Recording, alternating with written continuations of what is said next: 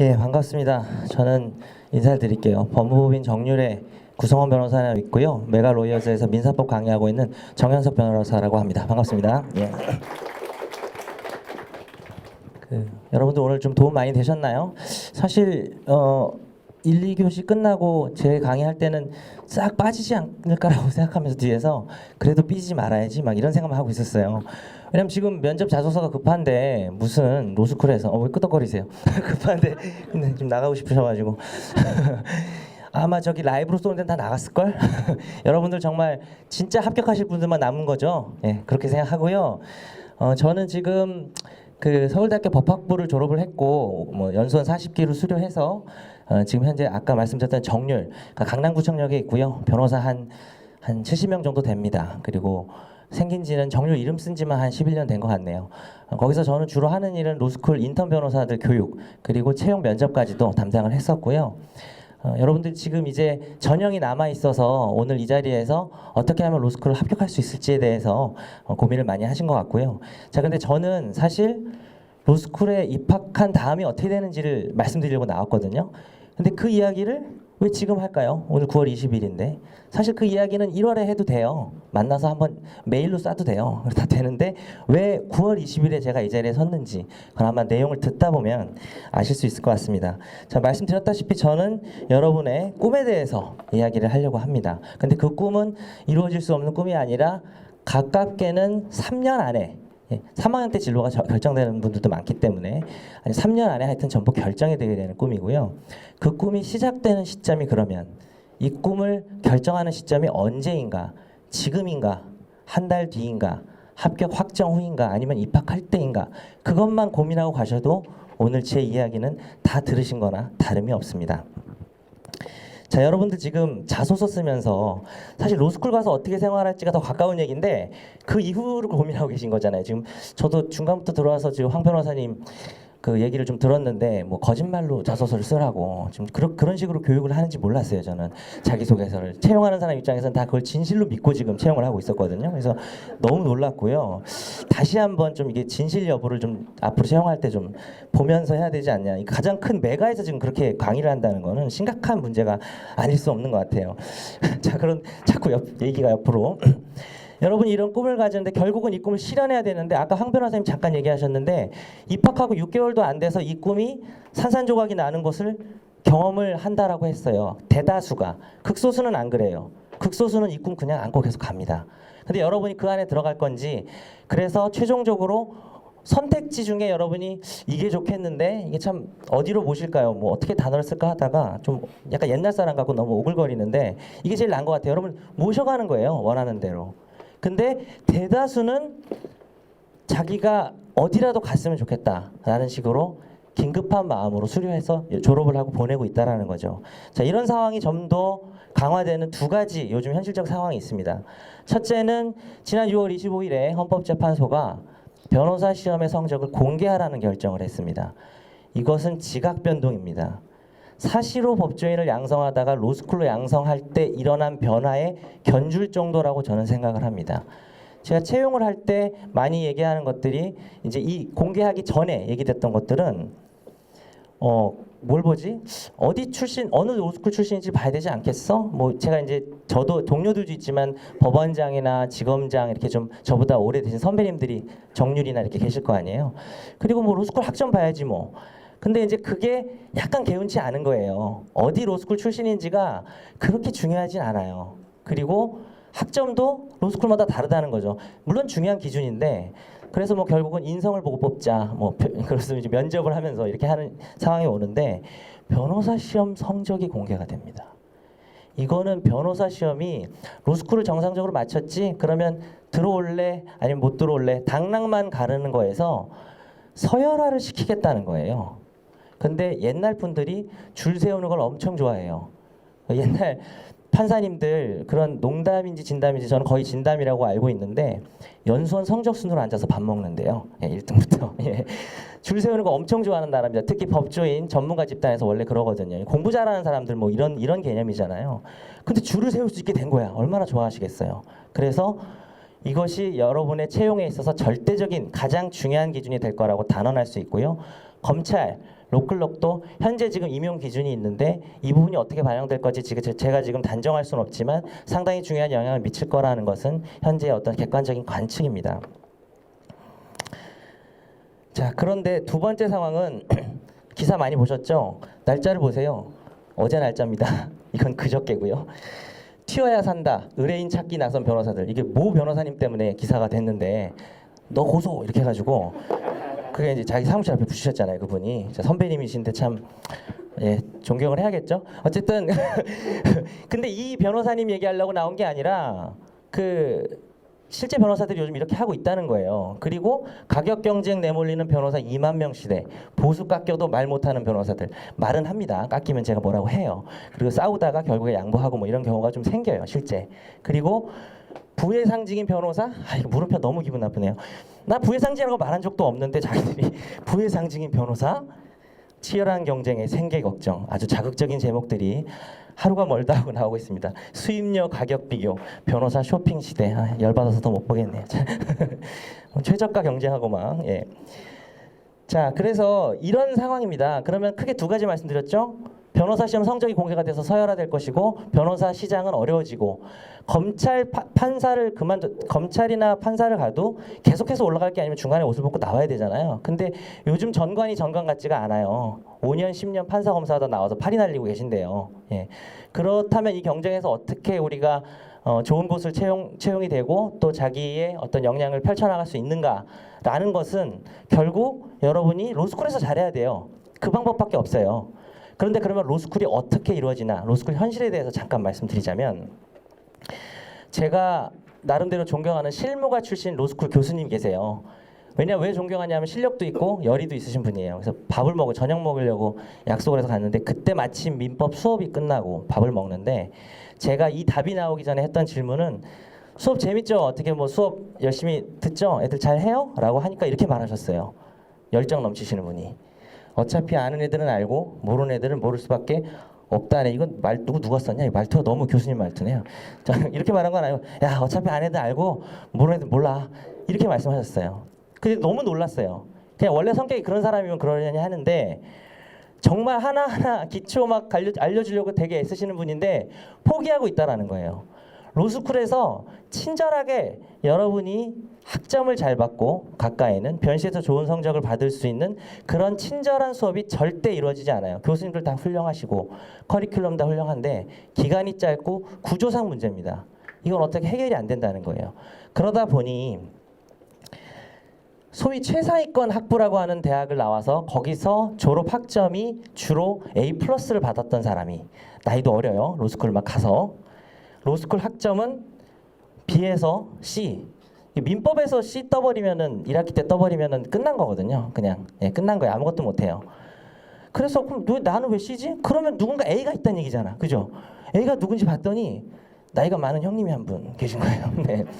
사실 저는 나이 많은 사람을 비하할 생각이 없습니다. 제가 사시 공부를 30 넘어서 시작해서 제가 연수원에서 형님이었어요. 완전 형님이었어요. 조장 나이였는데 그래서 그 서름을 압니다. 나이 얘기하면 막 조용히 하고 있고 내 얘기 나오나 이러고 있는데 그분들한테 이제 가서 형 민법 이번에 계약법 뭐 나왔어요? 했더니 A 뿔 나올 줄 알았는데 A 나왔어. 이러고 막 짜증나게 그래요. 그래서 열받아서 갈라다가 돌아서서 혹시 형 학부 때 법대 나오셨죠? 학점 뭐요? 2.0 막 이래요. 학부 학점 2.0인데 A를 받은 거예요. 그 왜 그랬을까? 진짜 서글퍼서 여러분 앞에서 이야기를 하기는 싫었는데 사시 경험을 해본 거예요. 사법시험 경험을. 사시가 대단한 시험이다 이런 걸 말하려는 게 아니라 법학에 대한 이야기를 제가 하고 싶은 건데요.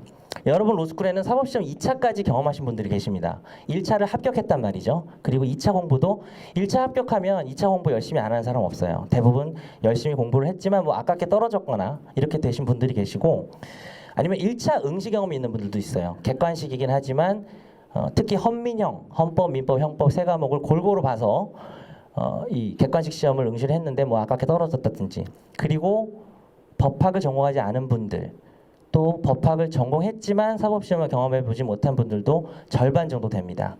자 그랬는데 사실 제가 나이 많은 사람 비하하는 거 아니라 그랬죠.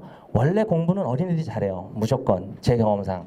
옛날에 사시 고시 보던 시절에도 어린애들이 진입해서 바로 합격해서 나가지 나이 많아서 있는 분들을 잘 계속해서 못 나가는 그런 상황이었어요. 그리고 여자들이 잘해요. 그죠? 그런 약간 법칙이 있는데 그 다 쓸 때는 다 필요가 없고 그냥 사시 봤던 사람이 학점도 계속 잘 나오고 변시도 되게 높은 성적으로 붙고 이런 상황이 벌어지는 거예요. 그러니까 이게 도대체 왜 그런가? 이게 왜 그러면 그 사람이 시작이 뒤쳐졌다고 해도 끝까지 뒤쳐져야 되냐는 거죠. 3년이라는 시간이 있는데 왜 이걸 못 뒤집냐라는 거죠. 근데 못 뒤집는 이유가 여러 가지가 있지만 아까도 말했지만 수업이 너무 많아요. 여러분 법대 4년 했던 거랑 사시 공부 사람마다 기간 다르겠지만 해서 연수원에서 했던 것도 지금 로스쿨 안에 들어가 있어요. 이게 완전히 고도의 복합적인 압축적인 시스템이거든요. 제가 사실을 붙을 때까지 공부 안 했던 연수원 가서 공부했던 내용이 들어와 있다는 거예요. 얼마나 어렵겠어요. 그런 것도 있지만 두 번째 특징은 법학의 특징이 그래요. 법학이라는 과목이요. 영어 단어를 외우는 거면 선행학습으로 1000개를 외워야 합격한대요. 만약에. 근데 선행학습으로 영어 단어를 300개를 외운 사람하고 하나도 못 외운 사람, 뭐 100개 외운 사람하고 같이 스타트를 하면 중간중간에 좀 한두 개씩 더 보면 돼요. 그리고 최종 마지막 때 걔가 1000개인데 나는 800개야? 그럼 걔는 1000점, 나는 800점. 그렇게 나오겠죠. 근데 법학은 절대 그렇지가 않아요. 비유를 하자면 자동차의 비유를 한번 해볼게요. 처음 법학을 공부할 때 가르쳐 주는 거는 자동차 부품이에요. 제일 중요한 부품 엔진. 그 다음에 사실 괜히 자동차 비유를 들었네. 제가 남자치고 자동차에 관심이 없어가지고 부품이 뭐가 있죠? 실린더? 뭐 밖에 보이는 건 저도 잘 알아요. 룸미러, 문짝은 너무 없어. 도어. 그 다음에 팬더. 하도 많이 박아서 뭐 팬더를 갈아야 된다. 이건 제가 알아요. 앞바퀴, 뒷바퀴 뭐 이런 거 알아요. 예, 필. 예. 자꾸 무식한 단어. 그래서 이 여러 가지 겉에 있는 부품, 안에 있는 부품들 하나씩 설명해 주는 거예요. 법학은. 근데 뭐 시키려고? 자동차 만들어서 굴러가게 하려고 하는 거예요. 영어 단어 모아서 그거 외웠니 못 외웠니 보는 시험이 절대 아니고요. 사례 문제 복합된 게 나오잖아요. 조립해야 돼요. 여러분 배운 부품을. 그렇게 나오는데 절대적으로 로스쿨에서 그 부품을 전부 소개를 못하고 시험 문제 내고 전부 소개를 안 한 상태에서 변호사 시험을 보는 시스템이라는 거죠. 그런데 사실을 경험했던 사람은 뭐 그렇게 열심히 공부를 했든 안 했든 한번 자기가 1차를 붙을 정도 그리고 2차를 응시할 정도로 공부했던 사람은 차를 부품을 모아서 만들어서 몰아본 사람이에요. 설령 그게 좀 잘 안 굴러가서 실패를 했던 경험이 있어도 그걸 해봤던 사람이거든요. 그러면 똑같은 라인에서 시작하면서 교수님 과제 똑같이 나가고 또 여름에는 또 실무 나가야지. 자기가 거기서 좀 더 열심히 공부한다는 게 없어요. 다 똑같아요, 조건이. 근데 이 사람은 차를 몰아보고 온 거예요. 만들어보고. 근데 여러분은 아 이게 엔진이구나. 근데 한 2학기 때쯤 되면 또 다른 거 배우면 엔진이 뭔지 또 까먹고. 연결이 안 돼요. 전혀. 자, 이런 과목의 특성 때문에 계속 뒤처질 수밖에 없다라는 거죠. 그래서 저희가 내린 결론은 입학하기 전 4개월이다.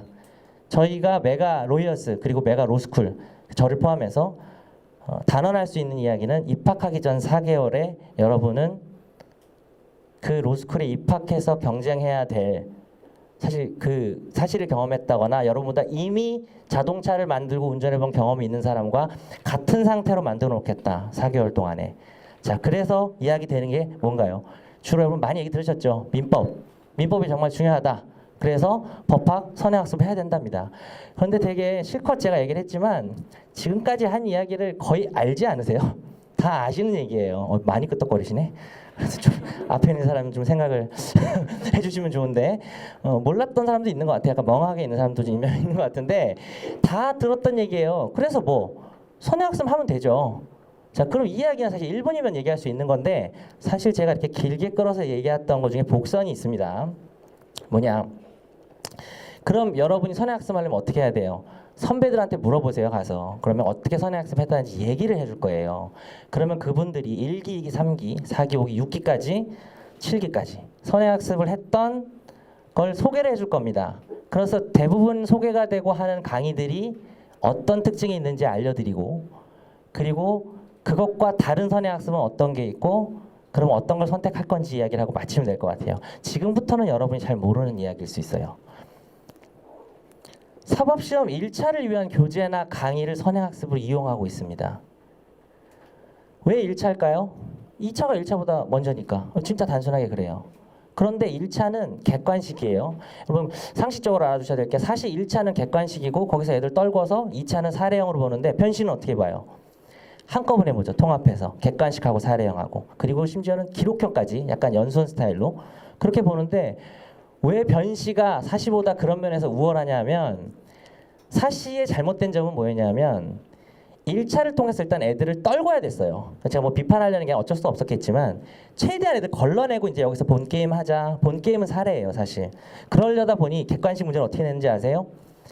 정말 지저분하게 냈어요. 그래서 심지어는 신림동에서 예전에 저 1차 공부할 때 어떤 강사님들은 지저분한 문제 특강 뭐 이런 식으로 해요. 제목이 그건 아닌데 그러니까 판례 대법원 공보 불개제 판례 특강 막 이런 거래요. 대법원에 공보도 안 된 것만 모아서 혹시 나올지 몰라 이러면서 그런 식의 공부 요즘에 안 하거든요. 변시에서. 자, 그만큼 자동차로 비교해 볼까요? 나사못까지 막 물어봐요. 이거 몰랐지, 이거 무슨 색깔인지 몰랐지, 막 이러는 거예요. 진짜로 거짓말 아니고. 그래서 그냥 무조건 외워야 돼요. 그리고 갑자기 그거 붙으면 또 이제 리걸 마인드야 이러면서 2차 공부를 해야 되는 그런 시스템이었단 말이에요. 예전에는.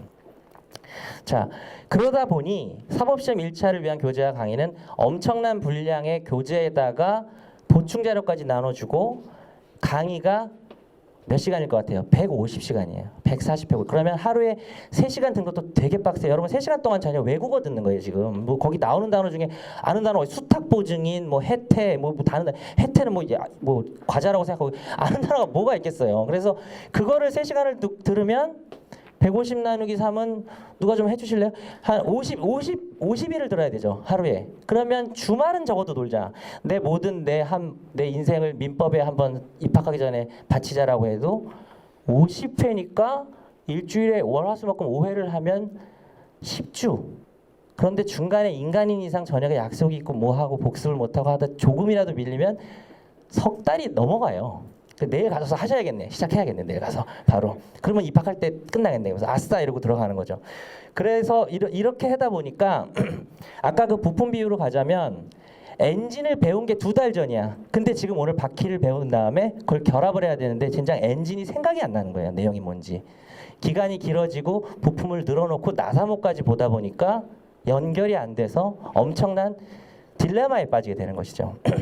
그리고 기존의 그 선행학습이라는 것들이 이제 신림동에서 하는 강의가 과연 어떤 사람이 하는지도 생각을 할 필요가 있다. 그 과목만 그냥 이렇게 전공을 해서 전공을 하거나 아니면 전공을 안 했어도 몇 년째 계속된 강의를 그냥 암기해서 좀 반복하는 형태는 아니냐. 과연 변호사가 실무에서 요즘 변호사 시험은 민사소송법하고 민법이 같이 나오잖아요. 그러니까 실무에서 어떻게 움직이는지를 보여주려는 건데 과연 그것들을 통합해서 강의를 할 수 있는 사람이 하는가라는 것도 생각을 하셔야 될 것 같고 너무 자세하게 얘기하면 좀 그런 것 같아서 이건 넘어가겠습니다. 그래서 이런 식으로 기존의 선행학습이 이루어지다 보니 거기서 나오는 폐해가 뭐가 있냐 이제 빨리 나와도 될 것 같아요. 제가 장담합니다. 오늘 여러분께 장담할 수 있는 게 하나 있어요. 그런 식으로 봐서는 절대로 전체를 못 읽고 들어갈 거예요. 단 한 명도. 민총, 물권, 채총, 채각 4개로 나누는데 민총만 읽고 들어가는 사람이 대부분이고요. 아니면 뭐 조금 열심히 하는 사람은 4파트 중에 한 2파트 정도 읽고 가는데 그렇게 되면 진도에 공백이 생겨요. 그러겠죠? 부품 중에 여러분이 모르는 부품이 생겨요. 그러면 시동이 안 걸려요. 연결이 안 된다는 거죠. 그리고 난 미쳤어. 난 무인도로 가서 그냥 절에 들어가서 그걸 다 볼 거야. 다 봤다고 쳐도 완독을 하더라도 뭐 이 내용보다도 오히려 사실 그래도 연결 안 돼요. 그게 더 중요해요. 저는 사실. 왜? 완독하는데 3달 걸렸을 거 아니에요. 무슨 연결이에요? 어제 본 것도 기억 안 나는데 그렇게 되는 거죠. 그러니까 이거는 어떤 기존의 선행학습의 강의도 제가 비판하는 거지만 여러분이 혼자 공부해도 마찬가지예요. 그렇게 강의를 안 들어도 더 그렇겠죠. 혼자 들으면 여러분이 봐야 되는 수험서 교과서 중에 가장 요약된 교과서가 2,000페이지예요.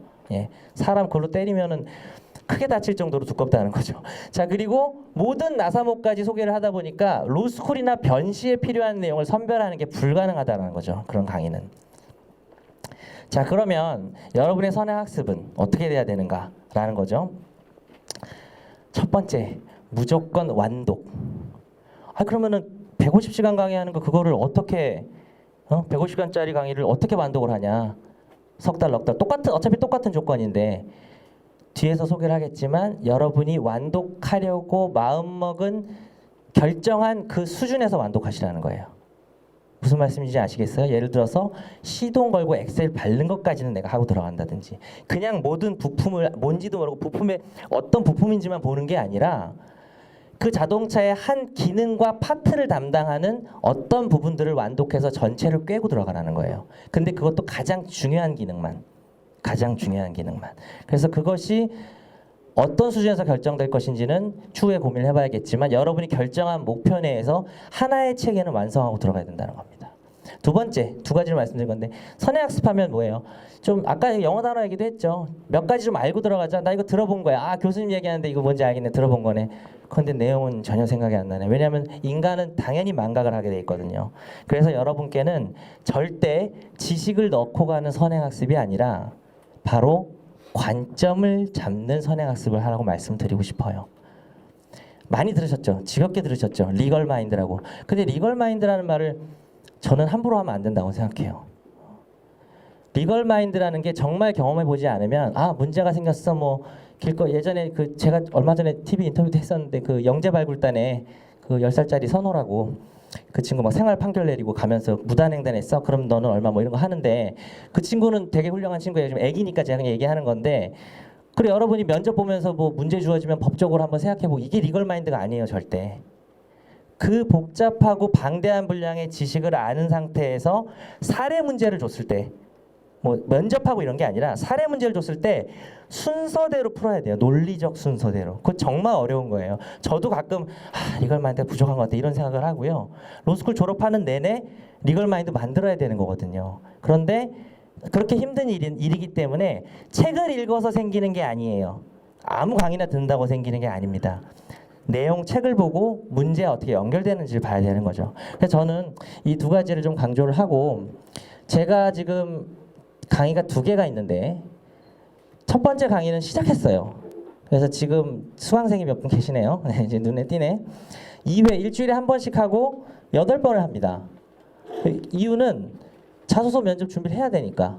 3시간 강의를 하는데, 좀 멀리 계신 분들도 지금 뭐 분당, 신촌에서 강의를 하거든요. 근데 막 분당 이런 데서 오시는 분들도 계시고, 저는 여기 수강생이 있어서 거짓말을 못 하겠는데 너무 잘 따라오시는 것 같고 너무 좋아요, 이 강의의 분위기가. 왜냐하면 사실은 제가 사기를 친 거예요. 로스쿨 입문이라고 얘기를 해놓고 첫날 강의가 끝나고 문제를 드렸죠. 그죠? 끝날 때 문제를 들어서 한번 풀어보세요라고 해서 풀었어요. 근데 또 잘 푸셨어요. 그날 나간 진도에 대한 문제. 그리고 제가 이렇게 말을 했죠. 방금 푼 게 변시 문제예요. 라고 말을 했어요. 그러니까 입문이라고 해놓고 변시는 지금 로스쿨 입학도 안 했는데 변시 문제를 줘서 풀게 한 거예요. 근데 저는 그게 입문이라고 사실은 생각을 해요. 사기가 아니라고 생각을 해요. 그러니까 입문이라는 게 단어가 뜻이 뭐지? 법률 용어가 네이버에 쳐봐도 나와요. 다 정확합니다. 두산 지식백과 아주 정확해요. 그러니까 그 단어의 뜻을 하나하나 설명하다 끝나는 게 아니라 저 자동차를 보여준 거예요. 부품을 막 처음엔 좀 지루하게 설명하다가 그랬는데 3교시 때 문제를 주니까 그게 풀려요.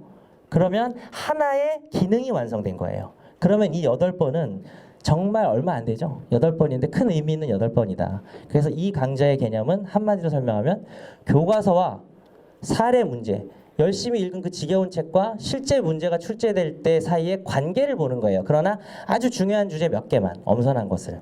그래서 이렇게 시작을 하고, 두 번째 강의는 12월에 파트 2죠. 이거는 진짜 법학선행인 거고, 로스쿨생만을 위한 민법 교과서 정리입니다. 30회고, 그러니까 30회면 한 100시간 정도 될 것 같아요. 자, 이때도 교과서를 정리, 이거는 상당히 양이 많을 수는 있지만 100시간이라는 시간 동안 단순히 부품만 나열하는 게 아니라 중간중간에 계속 자동차를 보여줄 거예요. 그래서 이런 식으로 강의를 하는 것이 여러분 입장에서는 단순히, 자, 정리해 보겠습니다. 두꺼운 책 그냥 순서대로 진도 나눠서 읽거나 부품 생각 없이 이 부품은 뭐래, 저건 뭐래라고 보는 게 아니라 부품 봤어? 자동차 이렇게 돼.